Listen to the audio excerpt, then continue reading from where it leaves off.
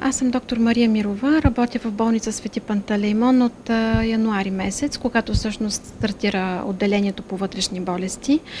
Основната ни дейност е свързана, моята дейност е свързана с лечение на сърдечно-съдови заболявания, а основното заболяване, което лекуваме тук, е сърдечната недостатъчност.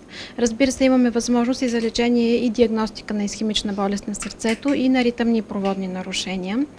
Пациентите, които лекуваме, са предимно възрастни хора, между 60 и 80 годишна възраст, защото сърдечната недостатъчност е крайния стадий на развитието на почти всички сърдечни заболявания. Това са хора, които са не само с едно заболяване, понякога са придружени с други заболявания, като диабет, като бъбречна недостатъчност, анемичен синдром или ставни заболявания. Отделението има предимството, че разполага с 4 вида специалисти. Това са нефролог, бъбречни заболявания, пулмолог, белодробни заболявания, 2 ендокринолога, основно диабет и заболявания на щитовидна жлеза и, разбира се, моята специалност – кардиологията. Знаем, че в България пациентите са застаряващи и много често сме в първите класации световни по сърдечно-съдови заболявания и мозъчно-съдови заболявания, разбира се. Така че можем комплексно да обслужим пациентите. Апаратурата, с която разполагаме, ЕКГ, в момента може да се снима пациента как се прави ЕКГ, ехокардиография, рентген и лаборатория клинична и велоергометрия. И холтер ЕКГ, разбира се, това е 24-часов запис на ЕКГ. Сега е летния сезон.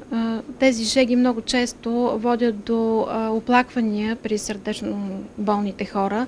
Предимно кръвното налягане не е добре регулирано, или е високо, или е ниско. Понякога те не спазват достатъчно добре съветите да стоят на сянка, да пият достатъчно вода, което отново е предпоставка за оплаквания, особено при исхемично болните хора, тези, които са преживели инфаркт на миокарда.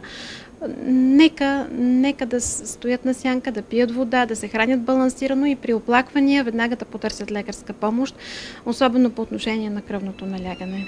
Предимството, както казахме вече, е това, че имаме много специалисти. Освен в нашето вътрешно отделение, има и неврология. Можем да консултираме специалистите с невролог.